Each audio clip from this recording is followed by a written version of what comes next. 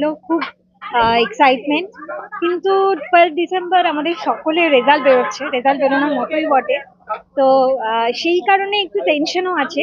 কিন্তু আমরা যখন শুটিং করেছিলাম অত সুন্দর লোকেশনে, ওয়েস্ট বেঙ্গল নেপাল বর্ডারে, এবং সেই লোকেশনে চিত্রে, মেঘমা, কালীপকরি, পরপর পুরো লোকেশনটায় আমরা সাইকেল চালিয়েছি, যেখানে টু হুইলার অ্যালাউ নয় বহু বহু বহু বছর ধরে, যেখানে সাধারণত ঘুরতে গেলে কেউ সাইকেল চালাতে পারবে না, কিন্তু আমরা সেখানে গিয়ে কিন্তু দাপিয়ে সাইকেল চালিয়েছি আমি এবং ঐন্দ্রিলা, এবং আমরা খুব মজা করে আনন্দ করে শুট করেছি। তো সেইটার আজকে যখন দেখতে পেলাম, সংটা যখন দেখতে পেলাম, তখন ভীষণই ভালো লাগলো। এবং এবং অনেক কথা মনে পড়ে গেল যে আমরা কিভাবে শুট করেছি না করেছি। একদমই তাই।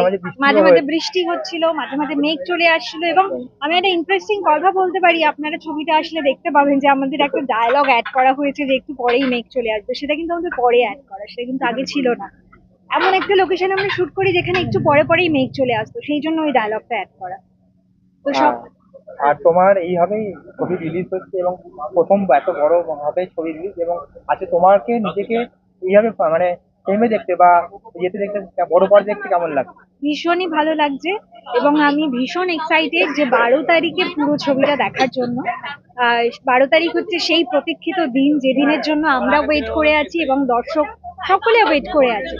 তো আপনাদের সকলকে বলবো, 12 তারিখ থেকে আমাদের ছবি ঠিক সন্ধে নামার আগে আসছে। আপনারা সকলে হলে এসে আমাদের ছবি ঠিক সন্ধে নামার আগে দেখুন। Thank you so much. কোন গানটা সব থেকে প্রিয় তোমার এই সিনেমার? এই সিনেমার সব থেকে প্রিয় সং যদি বলো, দুটো সং আছে। সেটা হচ্ছে এই একটা সং যেটা আজকে তোমরা সবাই দেখতে পারলে, এটা জার্নি সং, এটা ভীষণই ইন্টারেস্টিং।